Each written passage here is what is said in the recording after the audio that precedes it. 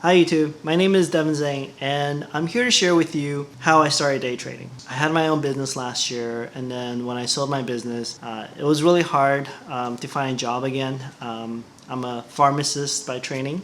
Most of you probably don't know this, but the pharmacist market is really bad. I think that I had been looking for a permanent position for about a year, and really I went to maybe 2 or 3 interviews in that span of a year. So basically I had to start working for a staffing company, and so they gave me a position, and I knew that the position would dissolve in September. I really wasn't sure what I was going to do after that, but I ended up watching these people who were day traders, Ross Cameron and Stephen Dux, about trading penny stocks and how much money they were making, and watching their video recaps, and I was intrigued.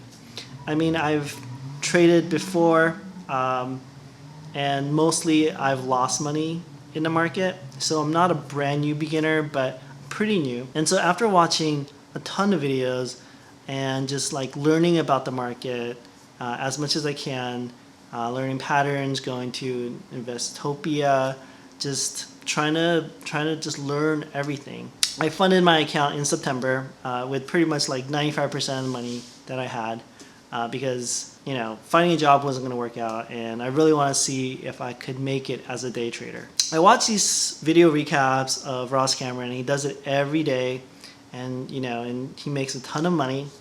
And there's a bunch of people who review his stuff and say, oh yeah, this guy's legit, he's for real. And I watch his market recaps, and I say, I think that I would have made money. I think that the positions that he took, I think they're obvious. I would take those positions, and he got out where it's obvious, and I would do that.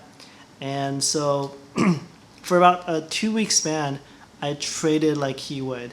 And on a lot of days, I would I watch his market recap, and sometimes would trade the same tickers. What I came to find out was that I lost a lot of money. I'd lose like 2,000, 5,000 on a regular basis. And after about 2 weeks, I lost maybe $20,000 or around there. And it was when I was watching his recaps, I'd realized that maybe when he made $300, I'd maybe lose $500. I mean, and where he lost like $400, I'd lose like $2,000. And I wasn't sure if it was the platform or if there's something else, but I couldn't make it work for me.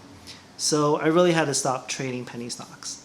And then I was watching another YouTuber, and he was talking about Ulta, the makeup company, and how after Q3 earnings that the stock had kind of bottomed and it was making a curl, and it sounded pretty legit. And I put some money in Ulta, try to swing Ulta for a couple days.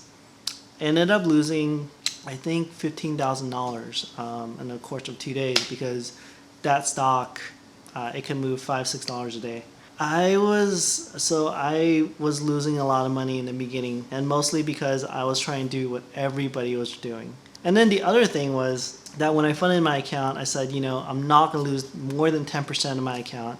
I'm going to stop trading if I do. And after about a month and a half, I was down maybe 35% in my account. I was really stressed. I mean, I had lost so much money, and it was painful, but I also couldn't tell anybody about it. I can't talk to my wife about this. I can't say that I've lost, almost 40% of all the savings that I had, and I didn't have a job. I can't tell my parents what I was doing. I mean, to most people, this is just gamble. I mean, I just gambled away all this money. I mean, this was like an alleyway, like dark, cold, and you just had you were walking down this alleyway, and there was just nowhere to go, and there's no shelter, and you got nobody blamed but yourself. I mean, I was really devastated. I was under so much stress every day, and I was really at my breaking point. I said to myself, I'll allow myself to lose $10,000 more, and I'm done, like completely done. I need to take the rest of the money and, put it back in my bank account, get through the year. If I can't find a job, I got to figure it out. I got to figure something else out. And as you can probably tell, I'm a pretty big risk taker. So even though I was willing to lose about $10,000, I actually took $5,000 and I put it into a position. And this position was Tesla. I put it in call options at $280 when Tesla was trading at about $250 with the earnings coming up. And I had known just from trading Tesla earlier last year, generally last year when they were doing really well, they're trading 310 to 350, 360. That was kind of where they traded. And I was just thinking that this was going to happen.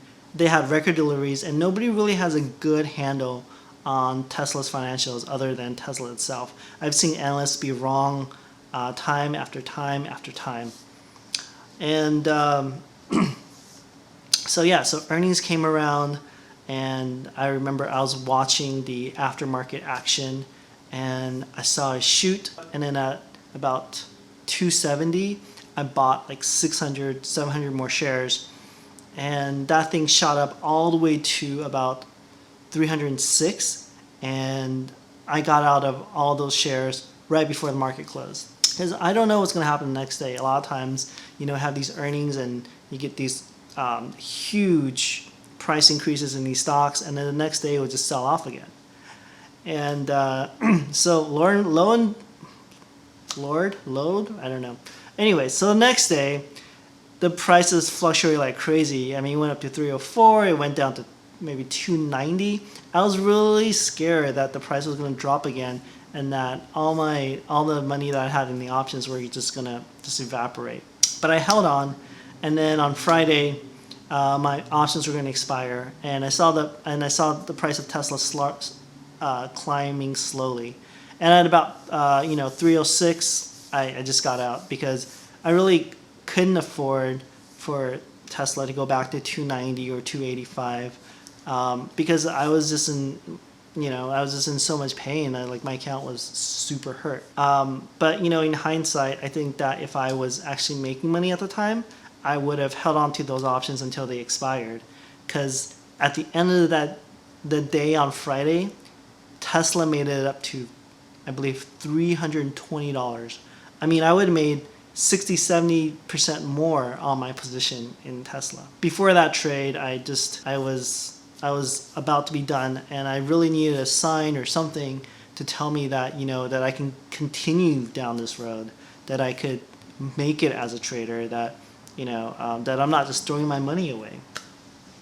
And so that trade was just really the turning point for me. And right now we're in December, and I started in September, and so I'm up maybe I'd say about 80% in my account right now to date. And what I learned was I can't rely on other people to tell me what to do. I really have to trade based on my own feelings, based on what I know, based on my own experience. Because a lot of times what you'll find is that in the beginning, you'll learn all these patterns or whatever, and then you try to trade them, and a lot of times you're not successful.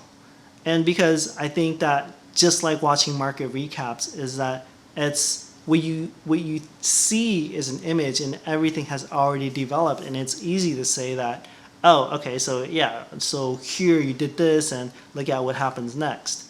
But when you're actually trading live, doesn't always work out that way. And so you really need the experience, the hands-on experience, to look for signs, for tells that if this is going to happen or it's not going to happen.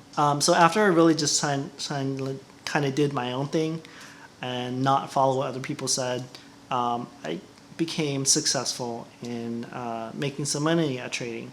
But I still watch YouTube. I'm still always on the lookout for information about potential tickers that can move in one way or another. And so I'll look at them. I'll kind of research them. But at the end of the day, I have to make my own conclusions and not anybody else's conclusions, because really that's how you develop as a trader. So before I end this video, I really want to share 3 tips for people who are starting to day trade. And I believe that these 3 tips really help me along in becoming profitable, in becoming a better trader. So the very first tip I have is don't trade when the market opens. I would say wait 45 minutes, maybe 7:30 I'm in California, so the market opens at 6:30. I would say wait till 7:30 or 8 o'clock to start trading because there's not as much volatility in the market. And when you're starting off and you're testing your strategies, you want to be able to gain a position and stay in it for a little longer to see if if the stock really moves the way that you want it to, and not get stopped out in 30 seconds and then not learn anything from taking the position. So tip number 2 is to set a manual stop and not a mental stop when you're starting to trade. What I've learned from my experiences, respecting your stops is the hardest thing. I never respected my stops when I first started. And I think it's really hard for a lot of people. So when the price blows past your stop, you're just kind of sitting there hoping, oh my God, it's gonna come back, it's gonna come back. And you see that price drop. And then eventually it gets to a point where you're just in so much pain and you just hit that button, sell, sell, sell, let me get out right now. And then you look at how much money you lose and it's like $2,000. And just like, oh, if I just stopped out where I said I was, maybe it was $200. I mean, I don't know. This is just an example I made up. But people on YouTube will tell you, oh no, don't set manual stops because all these market makers are, hunting your stops. But I think that's a lot better than losing a crazy ton of money because you didn't set a stops, because you can't respect your stop. Really keeping your losses small helps you make money in the long run. Number 3 is take a manageable position. Don't get greedy, because when you take a large position, your stops have to be a lot closer. And you don't have as much of an opportunity to see your position work out the way that you want to. And sometimes you're like, damn, I knew this was going to happen, but you end up stopping out because you can't afford to take the loss. Now, had you taken a smaller position, you would say, oh, okay, it was scary there for a minute, but I ended up making money. Yeah, those are my three tips. I hope you do well in your trading path. Really just keep an eye out for information. Just really be keen on watching how the market moves. So that's it from me for today. If you want to see more videos where I can talk about the stock market or financial stuff just in general, definitely comment below. Subscribe if you want to, and see you next time. Okay, thank you.